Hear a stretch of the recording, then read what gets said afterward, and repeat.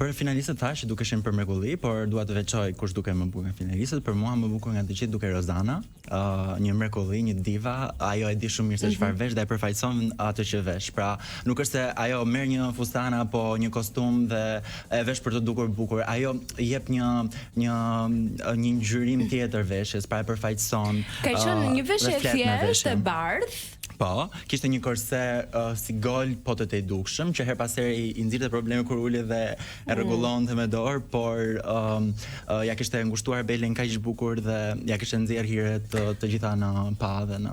Mendon që është veshja ideale për një tapet të kuq, sepse shumë njerëz mendojnë që vetëm fustanet mund të jenë veshja e duhur pra në një tapet të kuq.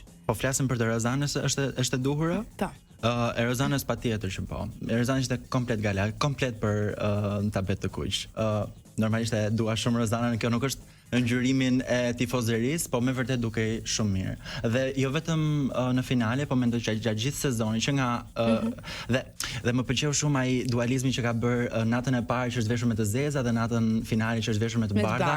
Ai katarsi shpirtëror që ka bërë dhe që ka përmendur vazhdimisht që jam shpjar nga gabimet, jam shpjar nga kjo, jam shpjar nga ajo. Domethënë Rozana është artiste. Ka qenë më thellë sa thjesht ajo që mendoj se është më thellë se sa kaq. Apo e mendojmë ne kështu. Jo, mendoj se është shumë. Nuk mendoj se Rozana bën gjëra të pa menduara mirë dhe që ja lëra